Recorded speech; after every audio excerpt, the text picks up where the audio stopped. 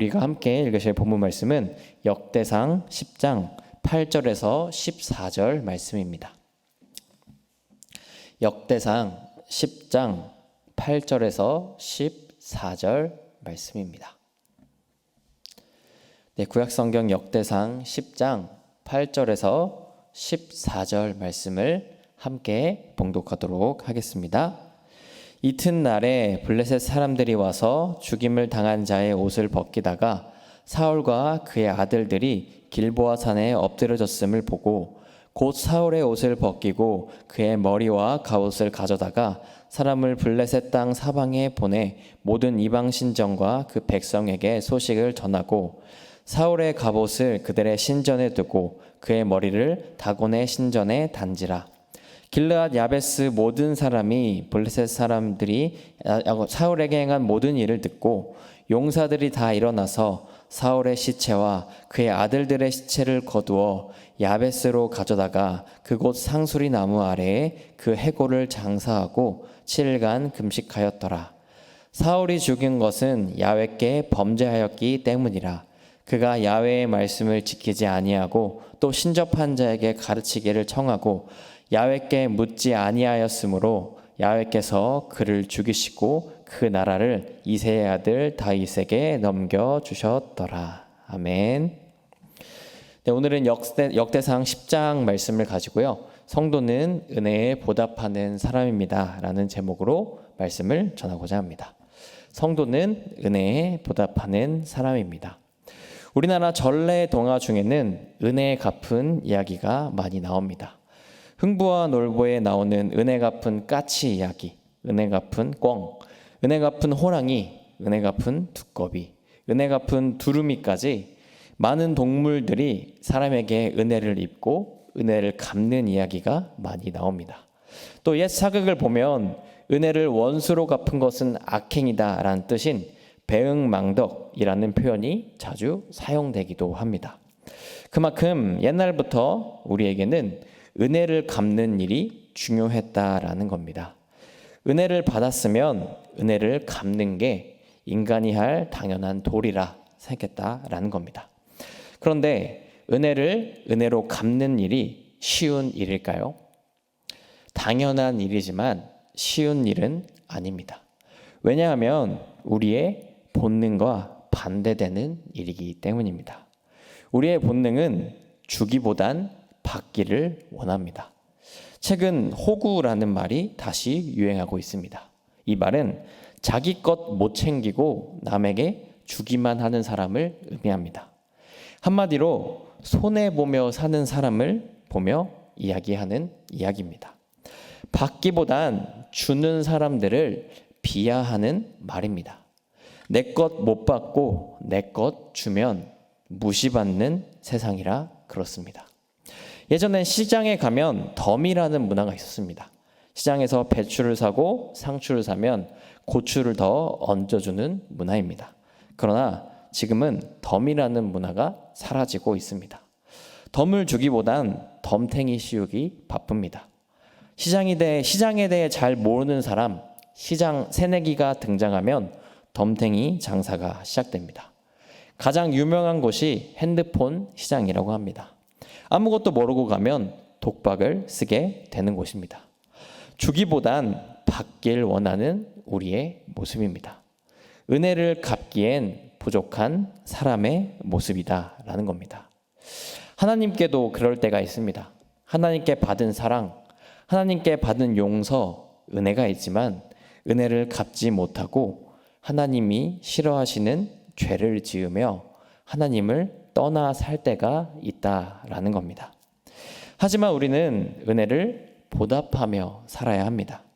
왜냐하면 은혜를 보답할 때 관계도 유지될 수 있기 때문입니다. 은혜를 주고받은 관계는 끈끈한 관계입니다. 서로의 힘든 시기를 다 알고 함께 이겨낸 부부 사이가 그렇습니다. 각자 힘든 시기를 겪었지만 서로가 옆에서 힘이 되어주고 끝까지 버틸 수 있게 해줬다라는 겁니다. 그런 부부라면 어떤 상황이 오든 무너지지 않습니다. 은혜를 주고받은 끈끈한 관계가 되었기 때문입니다. 성경에 나오는 초대교회 교인들도 그랬습니다. 서로가 받은 은혜를 나누며 물건을 통용하고 서로가 서로의 필요를 채워주니 다른 어떤 공동체보다 끈끈한 공동체가 될 수 있었습니다. 세상이 기독교인들을 핍박하는 상황대도 견디는 단단한 공동체, 은혜의 공동체가 될 수 있었다라는 겁니다. 그러나 은혜를 모르는 관계는 느슨한 관계입니다. 언제든 깨어질 수 있는 관계라는 겁니다. 친구를 만나는데 밥 먹을 때마다 내가 돈을 내야 하는 상황이 된다면 어떻게 될까요? 보통의 관계라면 친구지만 잘 안 만나게 되는 경우가 있습니다. 밥을 사야 한다는 부담감, 그 친구에 대한 괘씸함 때문에 관계가 멀어지기도 합니다. 축의금이라는 것도 그렇습니다. 나는 축의금을 했는데 상대방은 축의금을 하지 않으면 괜히 섭섭해지는 게 우리의 마음입니다. 괜히 관계에 대한 어려움을 느끼게 되기도 합니다. 은혜를 모르는 관계는 느슨한 관계라는 겁니다. 언제든 깨어질 수 있는 관계가 그렇습니다. 하나님과의 관계도 그렇습니다. 하나님께 받은 은혜를 잊고 살다 보면 하나님 자체를 잊고 살 때가 있습니다. 하나님과의 관계가 깨어지는 관계가 될 수 있다라는 겁니다. 오늘 본문에 나오는 사울의 삶이 그랬습니다. 하나님의 은혜를 잊어버리고 관계가 깨어진 삶을 살았습니다. 오늘 말씀 전체적인 내용은 사울에 대한 이야기입니다. 사울이 그의 아들들과 블레셋 군인들에게 쫓기다가 죽게 되고 그 죽음에 대한 평가가 나오는 본문이 오늘 본문입니다. 함께 읽으신 본문은 그 평가에 대한 내용이었습니다. 사울의 죽음을 어떻게 평가했는지 우리 다시 한번 읽어봤으면 좋겠는데요. 역대상 10장 13절에서 14절 말씀입니다. 성경 가지고 계신 분은 함께 읽어봤으면 좋겠습니다. 역대상 10장 13에서 14절입니다. 함께 읽겠습니다. 사울이 죽은 것은 야훼께 범죄하였기 때문이라. 그가 야훼의 말씀을 지키지 아니하고 또 신접한 자에게 가르치기를 청하고 야훼께 묻지 아니하였으므로 야훼께서 그를 죽이시고 그 나라를 이새의 아들 다윗에게 넘겨주셨더라. 아멘. 뭐라고 하나요? 사울이 죽은 것은 야훼께 범죄했기 때문이다 라고 합니다. 그리고 그 범죄는 야훼의 말씀을 지키지 않고 묻지 않았기 때문이다 라고 합니다. 사울이 야훼의 말씀을 지키지 않고 묻지 않는 사건이 뭐가 있었을까요? 그 사건은 열왕기서에 나오는 것처럼 하나님께서 전쟁의 몰약품을 모두 다 없애라고 했지만 하나님께 드린다는 핑계로 자신의 것을 남겨둔 사건이 그랬습니다. 또 전쟁 전에 너무 두려운 나머지 하나님을 찾기보단 신접한 자를 찾아서 점을 본 사건이 있었습니다. 그 외에 하나님이 기름 부으신 다윗을 질투하고 죽이려 한 사건, 사람들이 두려워 제사장 사무엘이 오기 전에 제사를 진행한 사건 등이 있습니다. 하나님의 말씀을 지키지도 묻지도 않았던 사건들입니다. 다른 말로 하면 사울이 하나님의 은혜를 잊어버린 사건들입니다. 사실 사울은 하나님의 은혜 없이 왕으로 설 수 없던 사람이었습니다. 하나님이 사무엘을 통해 사울을 이스라엘 왕으로 세우실 때 사울은 숨어 있었습니다. 겉모습은 키도 크고 수려한 외모를 가졌지만 왕으로 서기엔 겁이 많았던 게 사울이었다라는 겁니다. 그럼에도 하나님은 이 겁 많은 사울에게 담대함을 주시고 왕으로 세우셨습니다. 그리고 사울은 출신도 왕이 되기엔 부족한 출신이었습니다. 사울의 출신은 베냐민 지파입니다. 사사기를 보시면 아시겠지만 베냐민 지파는 이스라엘 지파들 중에 몰살당할 뻔한 지파였습니다. 지파가 너무 작아서 유다 지파와 함께 묶여서 불리기도 했던 지파였습니다. 그만큼 작고 연약한 지파였다라는 겁니다. 그런 지파에서 사울이 왕이 될 수 있었던 겁니다. 자신의 힘으로는 절대 왕이 될 수 없었지만 처음부터 끝까지 하나님의 은혜로 왕이 될 수 있었다라는 겁니다. 그런데 그런 사울이 하나님의 은혜를 잊고 산 겁니다. 자신에게 은혜 주신 하나님을 잊고 사람들만 믿고 살았습니다. 그러니 하나님과의 관계가 멀어지게 되었습니다. 은혜를 잊으니 하나님과의 관계도 멀어지게 됐다라는 겁니다. 우리도 이럴 때가 있습니다. 하나님의 은혜로 어떤 일이 잘 풀리고 있을 때 그렇습니다. 처음에 은혜에 감사하는 마음으로 살다가 어느 순간 그 은혜는 당연한 일이 돼버리기도 합니다. 당연한 은혜이기에 감사하기보단 불평들이 생기기도 합니다. 내가 잘해서 한 일이다 라는 생각 때문에 내가 일으켜 보려 한다 라는 겁니다. 점점 하나님을 떠난 삶, 내 힘을 의지하는 삶을 살게 될 때가 있다라는 겁니다. 하나님의 은혜를 잊으니 하나님과의 관계도 깨어져 버리게 되는 겁니다. 그러나 오늘 본문에 나온 길르앗 야베스라는 족속은 그러지 않았습니다. 은혜를 갚으며 관계를 지켰습니다. 오늘 본문에 보면 길르앗 야베스 족속이라는 족속이 나옵니다. 죽은 사울과 그 아들들의 시체를 거두어 장사했다라고 나옵니다.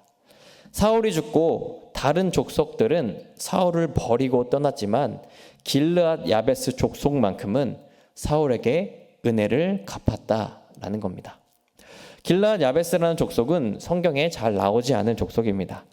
요단강 동쪽에 살던 아주 작은 족속으로 이스라엘 역사에서 영향력이 없던 이방인으로까지 취급받았던 족속입니다.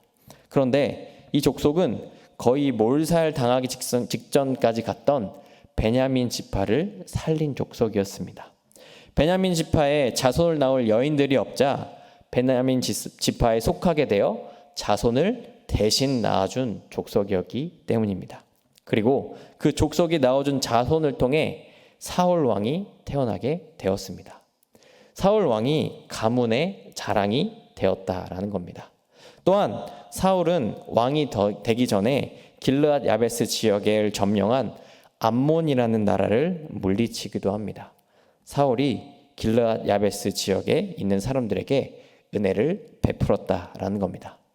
길르앗 야베스 족속은 이 모든 은혜를 잊지 않았습니다. 작고 영향력 없는 자신들의 자랑이 되어준 사울, 적군이 침략했을 때 자신들을 구해준 사울, 그 사울을 잊지 않고 모든 족속이 배신할 때 이 족속만큼은 사울을 배신하지 않았다라는 겁니다. 블레셋으로부터 그 시체를 가져와 장사를 해주었습니다. 은혜를 갚으며 사울과의 관계를 이어나갔다라는 겁니다. 우리도 이렇게 살아야 합니다. 우리가 받은 은혜를 보답하며 살아야 합니다. 보답하며 사는 건 하나님을 잊지 않는 삶입니다. 어떠한 순간에도 하나님이 나에게 주신 은혜를, 나를 구원하신 하나님, 나를 지키시는 하나님, 나를 치료하신 하나님, 나를 사랑하시는 하나님을 잊지 않고 살아야 된다라는 겁니다. 내 일이 잘 될 때, 하나님이 은혜를 주시는구나 하고, 내 일이 잘 되지 않을 때는, 하나님이 은혜를 준비하고 계시는구나 하며 교만하지 않고 절망 속에 넘어져 있지 않으며 은혜 주신 하나님을 믿음으로 살아가야 된다라는 겁니다. 그렇게 될 때 우리는 하나님과 함께 할 수 있게 됩니다.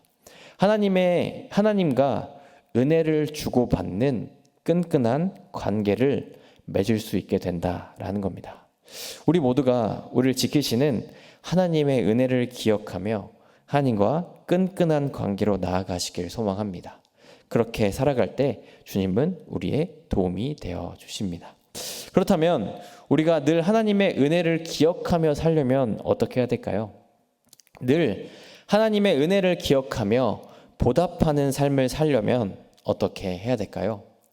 어렵지만 모든 영광을 주님께 돌리는 겁니다.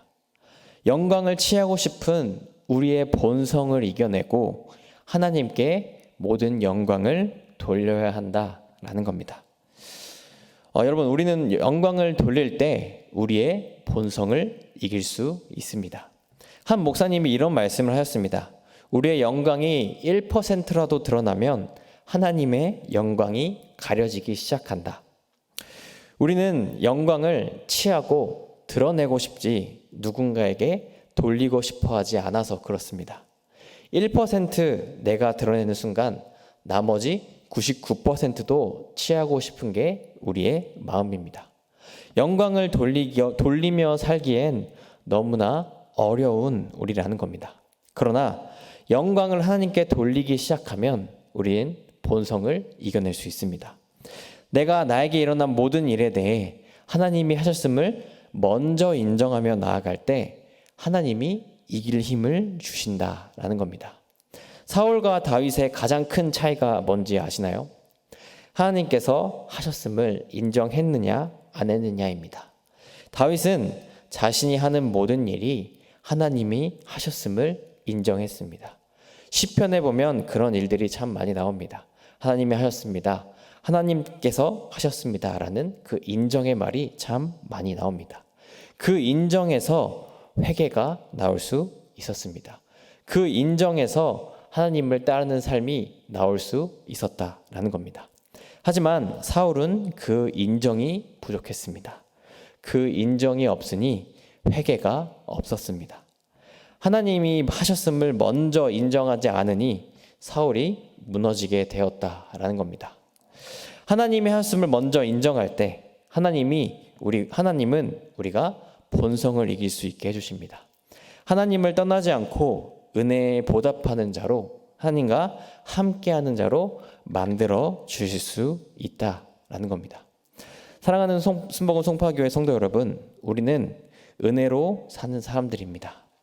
누군가의 은혜가 있었기에 나도 있을 수 있었습니다. 누구보다 하나님의 은혜가 있었기에 지금 이 자리에 서 있을 수 있었습니다. 우리가 이 은혜를 늘 기억하셨으면 좋겠습니다. 우리의 본성을 따라 은혜를 잊어버리고 배신하며 저버리며 사는 게 아니라 은혜를 보답하며 은혜로 인한 그 관계를 이어가며 하나님과 끈끈한 관계 맺으며 살아가시길 소망합니다. 그러기 위해 우리가 하나님께 영광을 돌리며 사시길 바랍니다. 우리의 본성대로 영광을 내가 취하는 것이 아니라 하나님이 하셨음을 먼저 인정하며 나아가시길 바랍니다. 그렇게 될 때 하나님은 우리가 본성을 이겨낼 힘을 불어넣어 주십니다. 우리가 본성을 이겨내고 하나님께 영광 돌리며 하나님과 은혜를 나누는 끈끈한 관계로 살 수 있게 도와주신다라는 겁니다. 우리 모두가 그 은혜를 누리며 살아가시길 주님의 이름으로 소망합니다. 성도는 은혜를 나누는 사람, 하나님께 받은 은혜를 보답하는 사람입니다. 함께 기도하시겠습니다. 사랑의 많으신 주님, 감사합니다. 주님, 우리는 은혜를 받으며 살아가는 사람입니다. 특별히 우리는 은혜 없이 살아갈 수 없는 사람들입니다. 누군가의 은혜를 받았고 특별히 하나님의 은혜를 받고 살아가는 사람입니다. 주님께서 주신 그 사랑, 주님께서 주신 그 용서, 주님께서 주신 그 치유하심과 회복 때문에 우리는 이 자리에 서 있을 수 있었습니다. 주님, 우리가 이 은혜를 늘 기억하며 살아가기 원합니다. 은혜를 기억한다는 건 은혜를 보답하며 사는 겁니다. 주님, 우리가 그 보답을 하며 나아갈 수 있도록 도와주시옵소서. 우리가 사울처럼 그 은혜를 잊으며 사는 것이 아니라 길르앗 야베스 족속처럼 다윗처럼 하나님께 그 은혜를 정말 보답하며 나아갈 수 있도록 도와주시옵소서. 그렇게 하기 위해 우리가 하는 모든 일에 먼저 주님의 영광을 돌릴 수 있도록 도와주시옵소서. 모든 일에 내가 했다 생각하지 않고 주님이 하셨음을 인정하며 나아갈 수 있게 도와주시옵소서. 그렇게 될 때 주님은 우리가 은혜에 보답하는 삶을 살 수 있도록 도와주십니다. 사모님께서 우리가 교만하지 아니할 수 있도록, 우리가 늘 주님과 함께할 수 있도록, 끈끈한 관계에 맺을 수 있도록 주님께서 우리와 함께하여 주십니다. 주님, 우리가 이 은혜를 늘 누리며 나아갈 수 있도록 도와주시옵소서. 늘 주님과 끈끈한 삶, 그 은혜 안에 은혜를 보답하고 은혜를 누리며 사는 삶을 우리 모두가 살아갈 수 있도록 주님 함께하여 주시옵소서. 모든 것들 주님께 맡겨드리며 우리를 사랑하신 예수님의 이름으로 기도드리며 나아갑니다. 아멘.